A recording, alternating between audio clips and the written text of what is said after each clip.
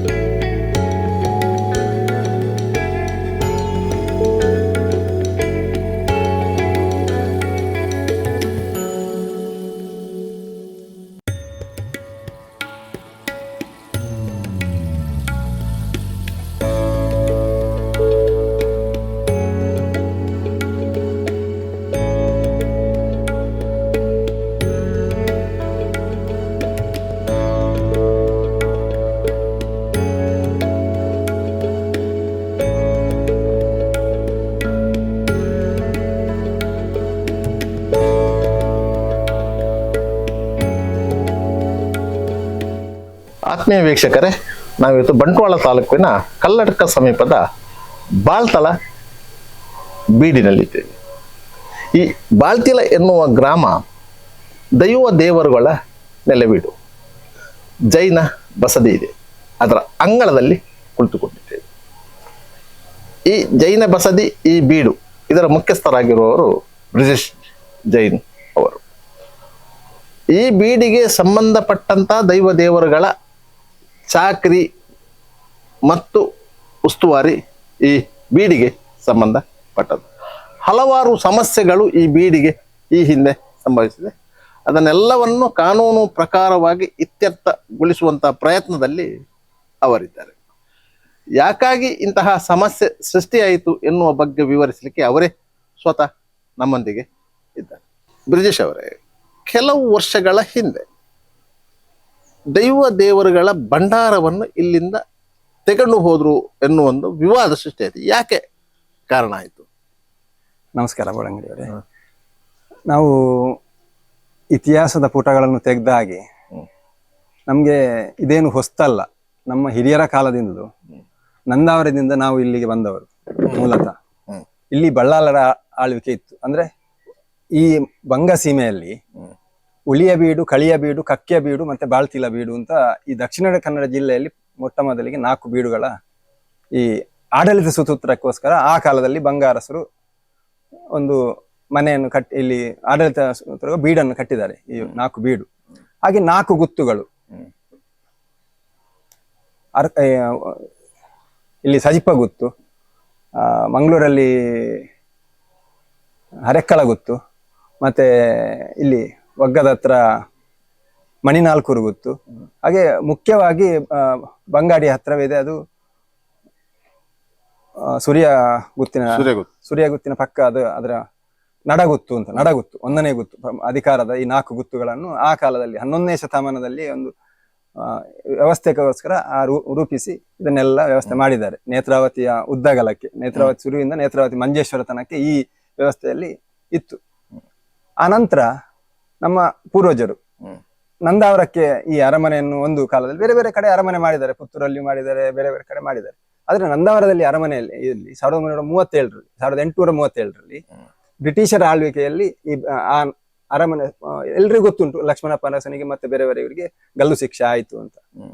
ಆ ಗಲ್ಲು ಶಿಕ್ಷೆ ಆ ಟೈಮಲ್ಲಿ ನಾವು ಒಂದು ಪಾಲು ಒಂದು ಕವಲು ಬಾಳ್ತಿಲ ಬೀಡಿಗೆ ಇಲ್ಲಿ ಬಳ್ಳಾಲರನ್ನು ಬೇರೆ ಇದು ಶಿಫ್ಟ್ ಮಾಡಿ ಇಲ್ಲಿಗೆ ನಾವು ಆ ಜೀವರಕ್ಷೆ ಇದಕ್ಕೋಸ್ಕರ ನಾವು ಇಲ್ಲಿ ಬಂದು ಕೂತವರು. ಆ ನಂತರ ಬೇರೆ ಬೇರೆ ಒಂದು ನಾವುರ ಬೇರೆ ಬೇರೆ ಬೀಡಿಗಳಿಗೆ ಹೋಗಿದ್ದಾರೆ ಅಲ್ಲಿಂದ ಬೇರೆ ಬೇರೆ. ಆದ್ರೆ ಆ ಟೈಮಲ್ಲೂ ಹಾಗೆ ಒಂದು ಬೇರೆ ಬೇರೆ ಕವಲುಗಳು ಆಗಿವೆ. ಹಾಗೆ ಆಡಳಿತದ ವ್ಯವಸ್ಥೆ ಈಗ ಬದಲಾಯಿತು, ಪ್ರಜಾತಂತ್ರ ಬಂತು. ಪ್ರಜಾತಂತ್ರದ ವ್ಯವಸ್ಥೆಯಲ್ಲಿ ಬರುವಾಗ ಭಾರತ ಎಂಬ ಕಲ್ಪನೆ ಬಂತು. ಭಾರತ ಎಂಬ ಕಲ್ಪನೆ ಬರುವಾಗ ಭಾರತದಲ್ಲಿ ಏನೆಲ್ಲ ಈ ವ್ಯವಸ್ಥೆಗೆ ಒಗ್ಗೂಡಿ 1935 ಆಗ ಬ್ರಿಟಿಷರ ಕಾಲದಲ್ಲಿ ಒಂದು ಟ್ರಸ್ಟಿ ಅಂತ ಆಗಿತ್ತು. ಈ 4 ಮನೆತನಗಳು ಸೇರಿ ಒಂದು ಟ್ರಸ್ಟಿ ಅಂತ ಮಾಡಿದ್ರು. ಆ ಟ್ರಸ್ಟಿಯನ್ನು ಅದೆಲ್ಲ ಮತ್ತೆ ಅದರಲ್ಲಿ ಗೊಂದಲಾಗಿ ನಮ್ಮ ಅಜ್ಜನೇ ಹಿರಿಯ ಆಡಳಿತ ಎಲ್ಲ ಅವರ ಕೈಯಲ್ಲಿದ್ದ ಕಾರಣ, ಪಟೇಲ್ರಾದ ಕಾರಣ ಅವರೇ ನೋಡ್ತಾ ಇದ್ರು. ಮತ್ತೆ 1978 ನಮ್ಮ ಒಳಗೆ ಮತ್ತೆ ಫ್ಯಾಮಿಲಿ ಕ್ಲಾಶ್ ಬರ್ತದೆ. ಕ್ಲಾಶಿನ ಒಡಕಿನ ಅಂದ್ರೆ ಭೂಸುಧಾರಣೆ ಕಾಯ್ದೆ ಬಂದ ಮೇಲೆ ಆ ಟೈಮಲ್ಲಿ ನಮ್ಮ ಫ್ಯಾಮಿಲಿಯಲ್ಲಿ ಒಡಕುಂಟಾದಾಗ ಮತ್ತೆ ಇಲ್ಲಿ ಅಂತ ಆಗ್ತದೆ, ಊರಿನವರೆಲ್ಲ ಸೇರಿ ಇದಕ್ಕೆ ಒಂದು ಕಮಿಟಿ ಅಂತ ಎಂಡೋಮೆಂಟ್ ಟ್ರಸ್ಟ್ ಅಂತ ಇದಕ್ಕೆ ಎಂಡೋಮೆಂಟಿಗೆ ಹೋಗ್ತದೆ. ಎಂಡೋಮೆಂಟಿನಲ್ಲಿ ಆಗ 1980 ನಂತರ ಹೀಗೆ ನಡೀತಾ ಇತ್ತು, ಏನು ತೊಂದರೆ. ಎಂಡೋಮೆಂಟಿಗೆ ಹೋದಂತ ದೇವಸ್ಥಾನ ಏನು? ಎಂಡೋಮೆಂಟಿಗೆ ಹೋದಂತ ದೇವಸ್ಥಾನ ಅಜ್ಜುರ ದೇವಸ್ಥಾನ ಅಂತ. ಇಲ್ಲಿ ಬೀಡಿನಲ್ಲಿರುವಂತ ಭಂಡಾರದ ವಿಷಯ ಬಗ್ಗೆ ಮಾತಾಡೋದಾದ್ರೆ ಬೇರೆ ನಿಮ್ಗೆ ನೆಟ್ಲ, ಕಡೇಶ್ವಾಲ್ಯ ಇದೆಲ್ಲ ಒಂದೇ ಇದೆ ವ್ಯಾಪ್ತಿಗೆ ಇದ್ದು. ಒಡಾಲಗುತ್ತು, ಪುಂಜಲ್ ಮಾರ್ಗುತ್ತು ಇದೆಲ್ಲ ನಮ್ಮ ಇಲ್ಲಿಯ ವ್ಯಾಪ್ತಿಗೆ. ನಾವು ಇಲ್ಲಿ ಅಂದ್ರೆ 15 ಗ್ರಾಮಕ್ಕೆ ಇರುವಂತ ವ್ಯಾಪ್ತಿಯಲ್ಲಿ ಇದ್ದಂತ ವ್ಯವಸ್ಥೆ. ಹಾಗೆ ಇಲ್ಲಿ ಈಗ ಮೊನ್ನೆ ಏನಾಯ್ತು ಅಂತ ಹೇಳಿದ್ರೆ, ಅಚಾನಕ್ ಇದೇನು ವಿಷಯ ಇಲ್ಲ, ಏನು ಪ್ರಸ್ತಾಪ ಇಲ್ಲ, ಏನೂ ಇಲ್ಲ. ಒಂದು ಪ್ರಶ್ನೆ ಅವರು ಬಂದ್ರು. ಪ್ರಶ್ನೆ ಅವರು ಮೊದಲೆಲ್ಲ ಇಷ್ಟೆಲ್ಲ ಪ್ರಶ್ನೆ ಆಗಿದೆ, ಯಾರಿಗೂ ಎಂಥದ್ದು ಕಾಣಲಿಲ್ಲ. ಬಂದ್ರು, ಇಲ್ಲಿ ಭಂಡಾರ ಇರುವ ಜಾಗ ಇದು ಅಂತ ಹೇಳಿದ್ರು. ಭಂಡಾರದಿಂದ ಇದು ಅಂತ ನಮ್ಗೇನು ಮಾತಾಡ್ಲಿಕ್ಕೆ ಆಗ್ಲಿಲ್ಲ. ಯಾಕಂದ್ರೆ ಇಲ್ಲಿ ಆಡಳಿತದ ವ್ಯವಸ್ಥೆ, ಇಲ್ಲಿ ಆ ಸಮಯ ಸಂದರ್ಭ ಹಾಗಿತ್ತು. ನಾವೇನು ಮಾತಾಡ್ಲಿಲ್ಲ. ನಾವೇನು ಕಾನೂನು ಪ್ರಕಾರ ಏನು ಹೈಕೋರ್ಟ್ ಇಂದ ಅದಕ್ಕೇನು ಕಾನೂನು ನಮ್ಮಲ್ಲಿ ದಾಖಲೆಗಳಿದೆ. ಸಾಧಾರಣ ನೀವು ಹೇಳಿದಾಗೆ 1837 ಬ್ರಿಟಿಷರೆಲ್ಲ ಸುಟ್ಟಾಕಿದ್ರು. 1882 ನಂತರ ನಮ್ಮ ಹತ್ರ ಏನೇನು ಬೆಳ್ಳಿ ಬಂಗಾರ ಇತ್ತು ಅದ್ರಲ್ಲೆಲ್ಲ ಕಾನೂನು ಪ್ರಕಾರ ಬ್ರಿಟಿಷರ ಕಾಲದಿಂದ ನಮ್ಮ ಹತ್ರ ದಾಖಲೆ ಇದೆ. ಚಿಟ್ಟಿ ಪಿಟ್ಟಿ ಅಂತ ಹೇಳ್ತಾ ಇದ್ರು. ಮತ್ತೆ RTC ಬಂತು. ಹಾಗೆ ಬೆಳ್ಳಿ ಬಂಗಾರಕ್ಕೂ ಆ ಕಾಲದಲ್ಲಿ ಏನೆಲ್ಲ ಲಿಖಿತ ಇದೆ ಅದೆಲ್ಲ ನಮ್ಮಲ್ಲಿ ಉಂಟು. ಹಾಗೆ ನಾವೆಲ್ಲ ಅದನ್ನು ತೋರಿಸಿ ಅವರಿಗೆ ಹೇಳಿದ್ದು, ಸಮಜಾಯಿಸಿ ಮಾಡಿದ್ದು. ಆದ್ರೂ ಅವ್ರು ಕೇಳಲಿಲ್ಲ. ಅದಕ್ಕೆ ನಾವು ಹೈಕೋರ್ಟ್ ಇಂದ ಅದಕ್ಕೇನು ಸ್ಟೇ ತಂದೆ. ಹೇಗೆ ಯಥಾಸ್ಥಿತಿ ಹೇಗಿರ್ಬೇಕಾ ಹಾಗೆ ಇರಬೇಕು. ಯಾಕಂದ್ರೆ ಪ್ರಾದೇಶಿಕತೆಯನ್ನು ಉಳಿಸ್ಕೊಂಡ್ರೆ ಮಾತ್ರ ನಾವು ರಾಷ್ಟ್ರೀಯತೆಗೆ ಹೋಗ್ಲಿಕ್ಕೆ ಆಗ್ತದೆ. ಇಲ್ಲಂದ್ರೆ ಅದೆಲ್ಲ ಸಾಧ್ಯ ಇಲ್ಲ. ನಾವು ಪ್ರಾದೇಶಿಕ ನಮ್ಮ ಮನೆಯಲ್ಲೇ ಸರಿ ಇಲ್ಲ ಅಂದ್ರೆ ನಾವು ಬೇರೆಯವ್ರನ್ನ ಹೇಗೆ ಸರಿ ಮಾಡುದು? ಹಾಗೆ ನಾವು ಫಸ್ಟಿಗೆ ನಮ್ಮ ಪ್ರಾದೇಶಿಕ ಅಂದ್ರೆ ಈ ಪರಿಸರದ ವ್ಯವಸ್ಥೆ ಹೇಗುಂಟು, ಹೀಗೆ ಇದನ್ನು ಹಾಗೆ ಇಟ್ಟುಕೊಳ್ಳುವ. ಊರಿನಲ್ಲಿ ಯಾರಿಗೂ ಗೊಂದಲ ಉಂಟು ಮಾಡುದು ಬೇಡ, ಮತ್ತೆ ದೈವಕೋಪಕ್ಕೂ ಒಳಗಾಗುವುದು ಬೇಡ ಅಂತ ನಮ್ಮ ಒಂದು ಆಸೆ ಇತ್ತು. ಆಸೆ ಒಂದು ವ್ಯವಸ್ಥೆ ಹಾಗಿರ್ಲಿ ಅಂತ. ಅದಕ್ಕೆ ಕೆಲವರು ಇಲ್ಲ ನಮ್ಗೆ ಭಾರತೀಯತೆ ಅಂದ್ರೆ ಬೇರೆ, ಪ್ರಾದೇಶಿಕ ಅಂತ ಬೇರೆ ಅಂತ ವಾದ ಮಾಡ್ಲಿಕ್ಕೆ ಶುರು ಮಾಡಿ ಆಯ್ತು ಅಂತ ನಾವು ಕಾನೂನು ಪ್ರಕಾರ ಏನು ವ್ಯವಸ್ಥೆ ಉಂಟ ಆ ವ್ಯವಸ್ಥೆಗೆ ಹೋಗಿದ್ದೇವೆ. ಇಲ್ಲಿರುವ ದೈವಗಳು ಯಾವುದು? ಇಲ್ಲಿರುವ ದೈವಗಳು ಉಳ್ಳಾಲ್ತಿ ಮತ್ತೆ ಅಜ್ಜುರ ದೈವಗಳು, ಪಂಜುರ್ಲಿ, ಜುಮಾದಿ ಮತ್ತೆ ಬೇರೆ ಬೇರೆ ದೈವಗಳಿದೆ. ಮತ್ತೆ ಇಲ್ಲಿಯೂ ಪಟ್ಟಾಭಿಷೇಕ ಆಗುವಂತ ಕ್ರಮ ಇದೆ. 15 ಗ್ರಾಮಕ್ಕೆಂದು ಆಡಳಿತ ವ್ಯವಸ್ಥೆ ಆ ಕಾಲದಲ್ಲಿ ಮಾಡಿದ್ದು. ಆ ವ್ಯವಸ್ಥೆಯಲ್ಲೂ ನಮ್ಮ ಪಟ್ಟದ ಉಂಗುರ ಯಾರು ಆಗ್ತದೆ ಅವರಿಗೆ ಶಿವನ ಮುದ್ರೆ ಇಟ್ಟು 2 ಆನೆಗಳನ್ನು ಸೊಂಡಿಲನ ಮೇಲೆ ಇಟ್ಟುವಂತ ಒಂದು ಆನೆಗಳು ಇದು ಮಾಡುವಂತ ಒಂದು ಕೆಳಗಿಂದ ಚಾಮರ ಬೀಸುವಂತ ಒಂದು ಸನ್ನಿವೇಶ ಇರುವಂತ ಮುದ್ರೆ ಅದು. ಅದರಿಂದ ಪ್ರಾದೇಶಿಕತೆ ನಾವು ನೋಡಿ ಜೈನ ಧರ್ಮೀಯರಾದ್ರೂ ಇಲ್ಲಿಯ ಪ್ರಾದೇಶಿಕಕ್ಕೆ ಅನುಗುಣವಾಗಿ ನಮ್ಗೆ ಆ ಮುದ್ರೆಯನ್ನು ಆ ಕಾಲದಲ್ಲಿಂದಲೂ ಮಾಡಿಕೊಂಡು ಬಂದಿದ್ದಾರೆ. ಈಗ ಆ ಮುದ್ರೆ ಈಗಲೂ ನಿಮ್ಮಲ್ಲಿ ಇದೆ? ಆ ಮುದ್ರೆ ಈಗಲೂ ನಮ್ಮಲ್ಲಿ ಇದೆ. ಹಾಗಾದ್ರೆ ಪಟ್ಟ ನಿಮ್ಮದೇ? ಪಟ್ಟಾಭಿಷೇಕ ಅಂದ್ರೆ ಇಲ್ಲಿ ಯಾರು ಹಿರಿಯ ಯಜಮಾನ ಅಂತ ಪಟ್ಟಾಭಿಷೇಕ ಅಂತ ಮಾಡ್ತಾರೆ. ಅಂದ್ರೆ ಅಳಿಯ ಕಟ್ಟು ಅಂತ ನಮ್ಮ ಈ ತುಳುನಾಡಿನಲ್ಲಿ ಅಳಿಯ ಕಟ್ಟಿನ ಪ್ರಕಾಂತರ ಆಗೋದು. ನನ್ನ ಮಾವ ಇದ್ರು, ಮಾವ ಆದ್ಮೇಲೆ ಅವರ ಅಕ್ಕನ ಮಗ ಅಂತ ಒಂದು ವಾಡಿಕೆ ಹಾಗೆ ಇದೆ. ಈಗ ಇಲ್ಲಿರುವ ದೈವಗಳಲ್ಲ ವರ್ಷಾವಧಿ ನೇಮೋತ್ಸವ ಅದೆಲ್ಲ ಆಗ್ತಾ ಇದೆಯಾ? ಅಲ್ಲ, 1957 ತನಕ ಇಲ್ಲಿ ಒಂದು ಪಂಜುರ್ಲಿ ಮತ್ತೆ ಜುಮಾದಿ ಮತ್ತೆ ಪಿಲಿಚಾಮುಂಡಿ ದೈವಗಳಿಗೆ ಇಲ್ಲಿ ನೇಮೋತ್ಸವ ಆಗ್ತಿತ್ತು ಇಲ್ಲಿಯೇ ಮನೆಯಲ್ಲಿ. ಮತ್ತೆ ಉಳ್ಳಾಲ್ತಿ ಮತ್ತೆ ಅಜ್ಜುರ ದೈವಗಳಿಗೆ ಉಳ್ಳಾಲ್ತಿ ಎಂಬ ಹೆಸರು ಎಂಡೋಮೆಂಟ್ ರಿಜಿಸ್ಟರ್ ಅಲ್ಲಿ ಇಲ್ಲ. ಅಜ್ಜುರ ದೈವಸ್ಥಾನ ಮಾತ್ರ ಇಡೀ ಪಟ್ಟೆ ಜಾಗಿರುದು. ಅಜ್ಜುರ ದೈವಗಳ ಹೆಸರಲ್ಲಿ ಕಾಂಪ್ರಬೇಲಲ್ಲಿ 2 ಮಾಡ ಇದೆ, ಉಳ್ಳಾಲ್ತಿಗೆ ಬೇರೆ ಒಂದು ಮಾಡ ಇದೆ. ಆ ಉಳ್ಳಾಲ್ತಿ ಮಾಡದಲ್ಲಿ ಮೆಚ್ಚಿ ಆಗುದು ಅಜ್ಜುರ ದೈವಸ್ಥಾನ ಮಾಡದಲ್ಲಿ ನೇಮ ಆಗುದು ದೈವಂಕಳಿಗೆ ಮಾತ್ರ ಇತ್ತು. ಆದ್ರೆ 1902ರ ನಂತರ ಆಗಿನ ವ್ಯವಸ್ಥೆಗೆ ಅನುಗುಣವಾಗಿ ಉಳ್ಳಾಲ್ತಿಗೂ ಒಂದು ನೇಮ ಕೊಡುವ, ಜನ ಎಲ್ಲ ಒಂದು ಪ್ರಸರಣ ಆಗ್ಲಿ ಉಳ್ಳಾಲ್ತಿಗೂ ನೇಮ ಕೊಡ್ಲಿಕ್ಕೆ ಶುರು ಮಾಡಿದ್ರು. ಅದರ ಹಿಂದೆ ಉಳ್ಳಾಲ್ತಿಗೆ ನೇಮ ಎನ್ನುವ ವಿಷಯ ಇರಲಿಲ್ಲ. ಉಳ್ಳಾಲ್ತಿಗೆ ಮೆಚ್ಚಿ ಇತ್ತು. ಮತ್ತೆ ಉಳ್ಳಾಲ್ತಿಗೆ ಒಂದು ದರ್ಶನ ಪಾತ್ರಿ ಇದ್ರು. ದರ್ಶನ ಪಾತ್ರಿಗೆ ಆಗುವಂತ ಒಂದು ಬ್ರಾಹ್ಮಣರು ಅವರಿಗೆ ಉಂಬಳಿ ಕೊಟ್ಟಂತ ಎಲ್ಲ ದಾಖಲೆ ಇದೆ ನಮ್ಮ ಹತ್ರ. ಬ್ರಾಹ್ಮಣರಿಗೆ ಉಂಬಳಿ ಕೊಟ್ಟದ್ದುಂಟು. ಆ ದರ್ಶನ ಅವರಿಗೆ ಬ್ರಹ್ಮ ಇದು ಅಂತ ಅವರು ಉಳ್ಳಾಲ್ತಿಯ ದರ್ಶನ ಪಾತ್ರಿಗಳು ಆಗಿತ್ತು. ಇದಕ್ಕೆ ನೀಲೇಶ್ವರ ತಂತ್ರಿಗಳು, ಅದಕ್ಕೆ ಸಜಿಪಾ ತಂತ್ರಿಗಳು ಇದ್ರು ಅಂತ ಕೆಲವೆಲ್ಲ ದಾಖಲೆ ಹೇಳ್ತದೆ. ಆದ್ರೆ ನಮ್ಗೆ ಈಗಿನ ನಮ್ಮ ಮಾಹಿತಿ ಪ್ರಕಾರ ನೀಲೇಶ್ವರ ತಂತ್ರಿಗಳು ಇಲ್ಲಿ ತಂತ್ರಿಗಳು.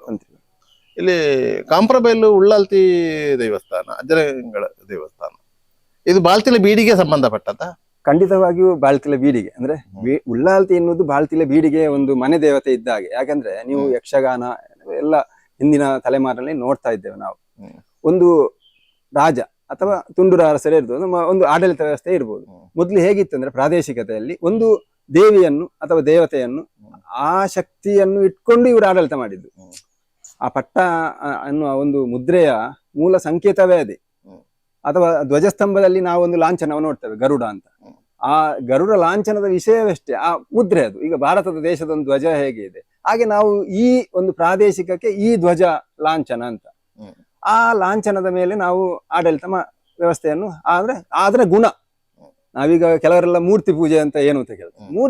ಮೂರ್ತಿ ಅಂದ್ರೆ ಕಲ್ಲಿನಿಗೆ ಪೂಜೆ ಮಾಡೋದಲ್ಲ ನಾವು. ಆದ್ರೆ ಗುಣ, ಸ್ವಭಾವ, ಆಚಾರ ವಿಚಾರಗಳನ್ನು ನಾವು ಅದನ್ನು ಕಲ್ಪನೆ ಮಾಡ್ಕೊಂಡು ಹೋಗುದು. ಅದಕ್ಕೋಸ್ಕರ ನಾವು ಆ ಉಳ್ಳಾಲ್ತಿ ಎನ್ನುವ ನಮ್ಮ ಶಕ್ತಿ ದೇವತೆ ಈ ಅಜ್ಜರ ದೈವಗಳು ಅವರನ್ನು ಶಕ್ತಿಯನ್ನಾಗಿಟ್ಕೊಂಡು ಅವರಲ್ಲಿ ಮಾಡಕ್ಕೆ ಹೋಗ್ತಾರೆ. ಮಾಡದಲ್ಲಿ ನೇಮಗಳಾಗ್ತದೆ. ಹಾಗೆ ನೆಟ್ಲಕ್ಕೆ ಒಂದ್ಸಲಿ ಹೋಗ್ತಾರೆ, 2 ವರ್ಷಕ್ಕೆ ಕಳಿಸುವಲಕ್ಕೆ ಒಂದ್ಸಲಿ ಆ ಸವಾರಿ ಹೋಗುವಂತ ಒಂದು ಕ್ರಮ ಇದೆ ಅಜ್ಜರ ದೈವಗಳದ್ದು. ಆಗ ಉಳ್ಳಾಲ್ತಿಯನ್ನು ಒಟ್ಟಿಗೆ ಕರ್ಕೊಂಡು ಹೋಗ್ತಾರೆ. ಉಳ್ಳಾಲ್ತಿಗೂ ಅಲ್ಲಿ ಒಂದು ನೇಮ ಓದೋದಕ್ಕೆ, ಅಲ್ಲಿ ಒಂದು ಜನರಿಗೆ ಒಂದು ಸಮಾಧಾನಕ್ಕೆ, ಸಂತೋಷಕ್ಕೆ ಒಂದು ಉಳ್ಳಾಲ್ತಿಗೂ ನೇಮ ಕೊಡ್ತಾರೆ. ಈ ರೀತಿಯ ಪದ್ಧತಿ ಹಿಂದಿನಿಂದಲೂ ನಡ್ಕೊಂಡು ಬಂದದ್ದು. ನೀವು ಜೈನ ಧರ್ಮೀಯರಾಗಿದ್ದರೂ ಸಹ ಅದು ಹಿಂದೂ ಧರ್ಮದ ಕಟ್ಟುಕಟ್ಟಳೆಯನ್ನ ಪಾಲಿಸುವಂತದ್ದು ಅಲ್ಲ.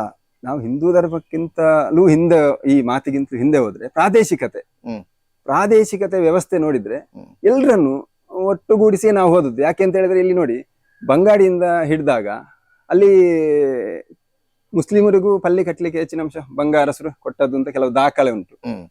ಮಂಜೇಶ್ವರದಲ್ಲಿ ಹೋದಾಗ್ಲೂ ಅಷ್ಟೇ. ಮಂಜೇಶ್ವರ ನಮ್ಮ ಚತುರ್ಮುಖ ಬಸ್ತಿ, ನಮ್ಮ ಅಭಯಚಂದ್ರನ್ ಅವರ ಈಗಲೂ ಅವರ ಇದರಲ್ಲೇ ಇದೆ, ನಮ್ಮ ಫ್ಯಾಮಿಲಿಯವರು. ಅಲ್ಲಿಯೂ ಒಂದು ಮಸೀದಿಗೆ ಅವರ ಹಿರಿಯರು ಕೊಟ್ಟದ್ದು ಉಂಟು. ಮತ್ತೆ ಇಲ್ಲಿ ನಂದಾವರದಲ್ಲಿಯೂ ಹಾಗೆ ಅರಮನೆಯ ಹಿಂಭಾಗವೇ ಅಲ್ಲಿ ಅಲ್ಲಿ ಕೊಟ್ಟದ್ದು ಉಂಟು. ಒಂದು ಇತಿಹಾಸ ಉಂಟು, ಅವರಿಗೂ ಗೊತ್ತಿರ್ಬೋದು. ಬೇರೆ ಬೇರೆ ಕಡೆ ಈಗ ಆಗಿರ್ಬೋದು. ಆಗಿರುವಾಗ ನಾವು ಎಲ್ಲಾ ಧರ್ಮದವರಿಗೂ ಬದುಕು ಮತ್ತೆ ಬದುಕಲು ಬಿಡು. ನಾವು ಫಸ್ಟ್ ಆಗಿ ನಾವು ಮತ್ತೊಬ್ಬರನ್ನು ಬದುಕಲಿಕ್ಕೆ ಬಿಟ್ರೆ ತಾನೇ ನಾವು ಬದುಕುದು. ಮತ್ತೊಬ್ಬರಿಗೆ ಹಿಂಸೆ ಆದ್ರೆ ನಮಗೂ ಹಿಂಸೆ ಆದಾಗೆ. ನಾವು ಒಂದು ಇರುವೆಯನ್ನು ಹೋಗುವಾಗ ಕೊಂದ್ರೆ ಅದು ನಮ್ಗೆ ಪಾಪವೇ, ನಮ್ಮ ಜನ್ಮಾಂತರದಲ್ಲಿ ಕಾಡ್ತದೆ ಅಂತ ನಮ್ಮೊಂದು ಅನಿಸಿಕೆ.